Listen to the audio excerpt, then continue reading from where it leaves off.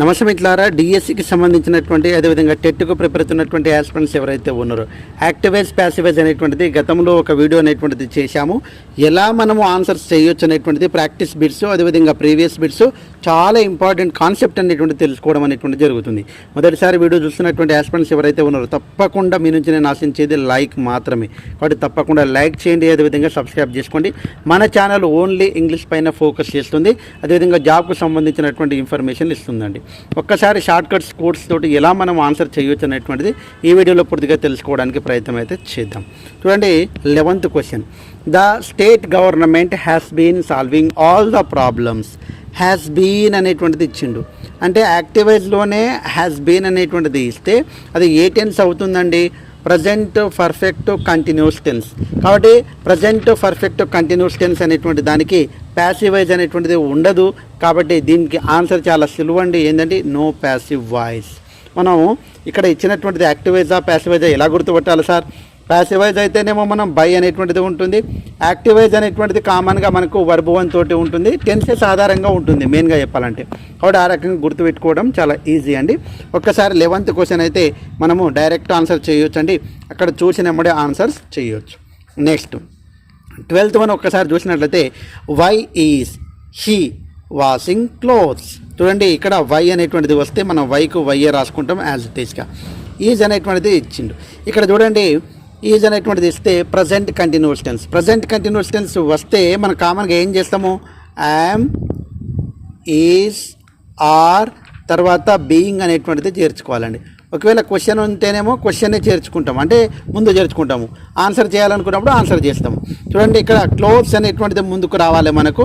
Clothes సింగులరా ప్లూరలా? Plural. కాబట్టి ఏమవుతుంది? Suitable are అవుతుంది. ఇది క్వశ్చన్ ఉందా ఆన్సర్ ఉందా? క్వశ్చన్ ఉంది. కాబట్టి ఆర్ అనేటువంటిది ఎక్కడ రావాలి?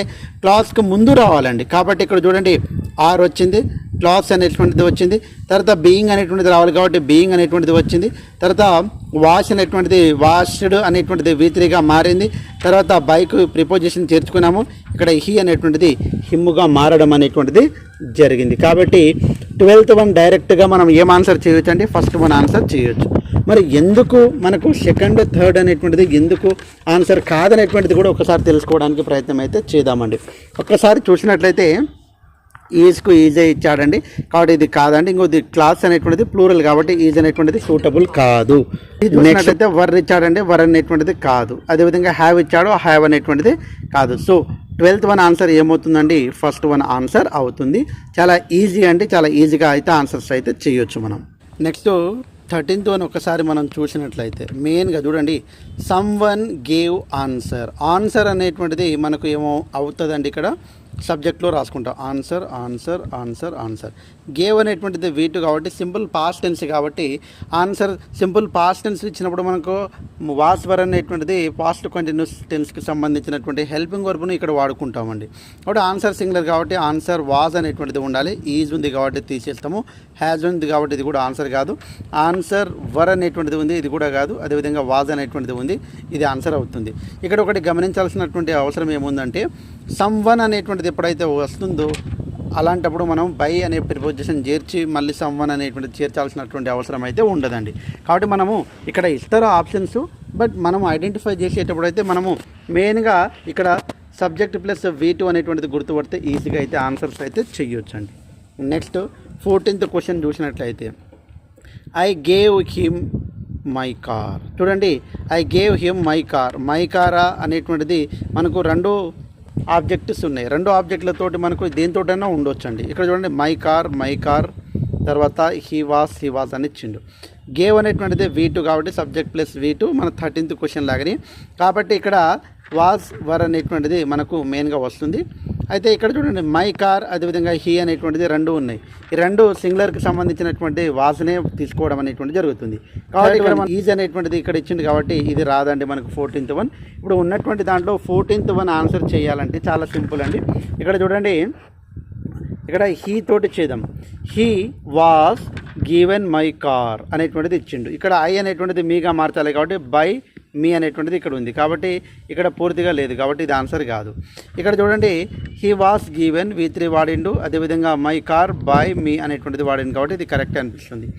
మై కార్ వాస్ ఓకే కరెక్టే ఉందండి. My car was given by, I అనేటువంటిది మీగా మారిండు. తర్వాత ఇక్కడ చూడండి మై కార్, హీ అనేటువంటిది ఏ రకంగా మారింది అనేటువంటిది ఇక్కడ లేదు, కాబట్టి ఇది ఆన్సర్ కాదు. కాబట్టి 14th వన్ డైరెక్ట్గా చెప్పాలంటే 4th వన్ డి ఆన్సర్ అవుతుంది. కన్ఫ్యూజ్ కావద్దండి. నేను ఎక్స్ప్లెనేషన్ అనేటువంటిది అన్ని రకాలుగా చేస్తున్నాను, రెండు వైపులు. ఒకటి ఈజీ వేలో ఎలా చేయాలనేటువంటిది, రూల్ ప్రకారం ఎలా పోవాలనేటువంటిది. సింపుల్గా చేయాలంటే I gave him my car అనేటువంటిది ఉంది. హిమ్ అనేటువంటిది హీగా మారుతుంది. ఇక్కడ హీ అనేటువంటిది వాజ్వర్లో వాజ్గా మారుతుంది.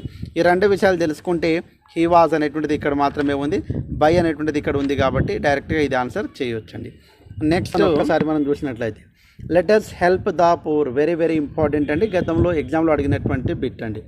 లెట్ అనేటువంటిది ఎప్పుడు వచ్చినా సరే కంపల్సరీగా లెట్ అనేటువంటిది లెట్ తోటి వస్తుంది. తర్వాత సబ్జెక్ట్ అనేటువంటిది ఉంటుంది, తర్వాత బి అనేటువంటిది ఉంటుంది, తర్వాత V3 అనేటువంటిది ఉంటుంది, తర్వాత బై అనే ప్రిపోజిషన్ ఉంటుంది, తర్వాత సబ్జెక్ట్ అనేటువంటిది ఉంటుందండి కామన్గా. చూడండి లెట్ అనేటువంటిది let let let let okay. తర్వాత సబ్జెక్ట్ రాయాలన్నాము, సబ్జెక్ట్ ఏముందండి ఇక్కడ ద పూర్, కాబట్టి ఇక్కడ the poor the poor the poor.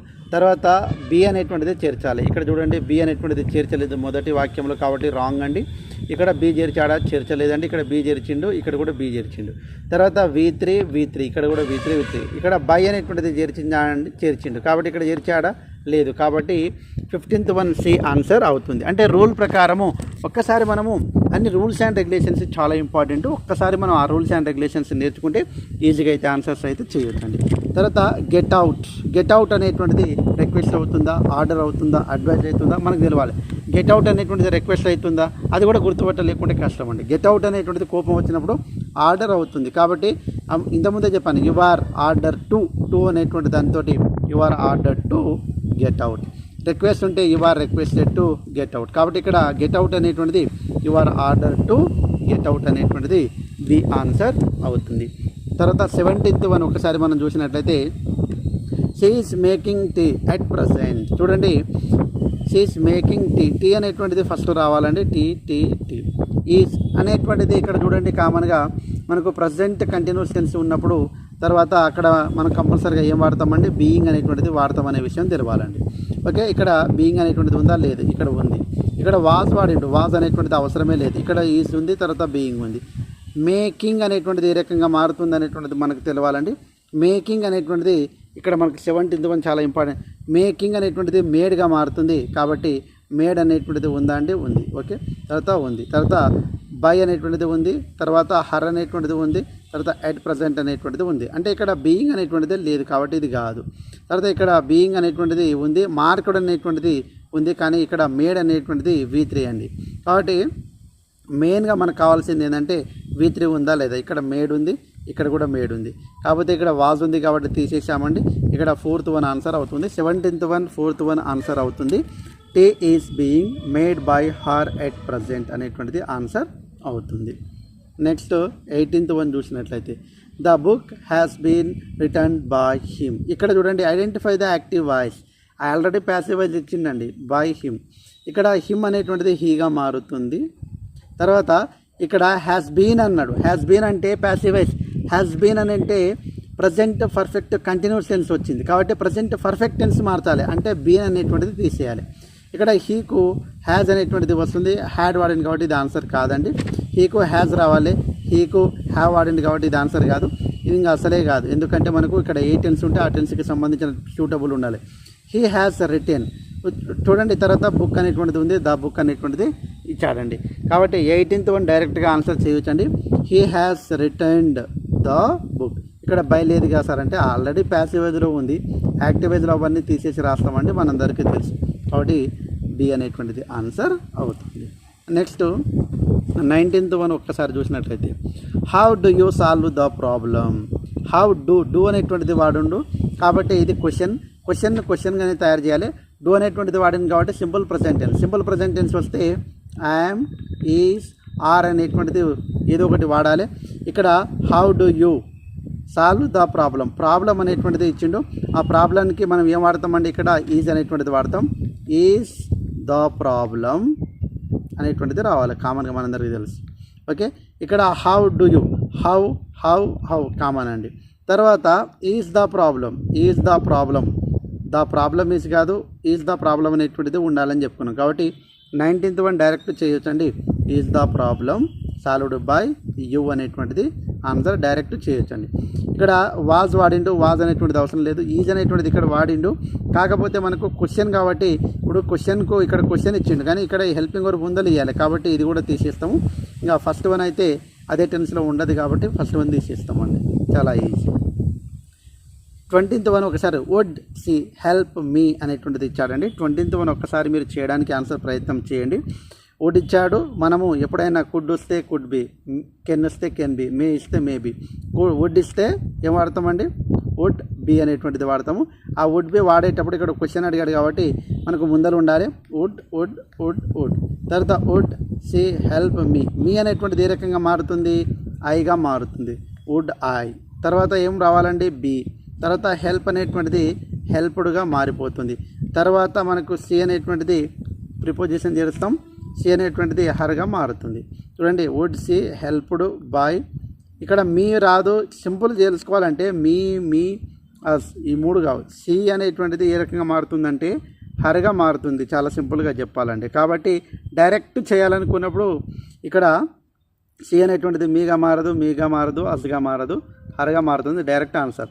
కానీ సూత్రం ప్రకారం అయితే would I be helped by her అనేటువంటిది క్లియర్ కట్గా మనమైతే ఈ రకంగా రాసుకోవచ్చు. సో ఈ వీడియోలో క్లియర్ కట్గా యాక్టివేజ్ ప్యాసివేజ్ అనేటువంటిది ఇది రెండో వీడియో అండి.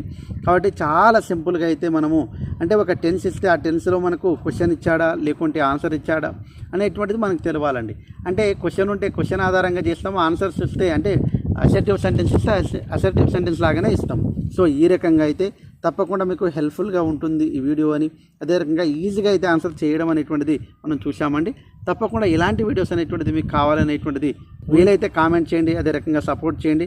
తప్పకుండా మీ అందరి కోసం శ్రీను ఇంగ్లీష్ క్లబ్ అనే యూట్యూబ్ ఛానల్ తోడుగా ఉంటుంది. ఇంగ్లీష్లో ప్రతి ఒక్కటి కూడా మీకు ఫ్రీగా అందించడానికి ప్రయత్నం చేస్తాను. చాలామంది చిన్న చిన్న యాప్స్ పెట్టుకొని ఎగ్జామ్స్ పెట్టుకొని ఇంకా 99 రూపీస్ 2000 రూపీస్ అని నిరుద్యోగులతోటి పైసలు తీసుకుంటున్నారు. సో అది తీసుకోవడం అనేటువంటి తప్పనట్లేదు, కానీ మనం కరెక్ట్గా ఇస్తున్నామా అనేటువంటిది చాలా అవసరం అండి. కాబట్టి మీ టైం వేస్ట్ కాకుండా ఇలాంటి బిట్స్ అనేటువంటిది తప్పకుండా మీ అందరికీ హెల్ప్ఫుల్గా ఉంటుంది ఎగ్జామ్ కోసం. కాబట్టి తప్పకుండా సపోర్ట్ చేయండి. నాకు మరికొన్ని వీడియోస్ మరికొన్ని కొత్త కాన్సెప్ట్ ఆధారంగా మీ అందరికీ అందించడానికి ప్రయత్నం చేస్తాను. Okay, thanks for watching, all the best, bye, see you.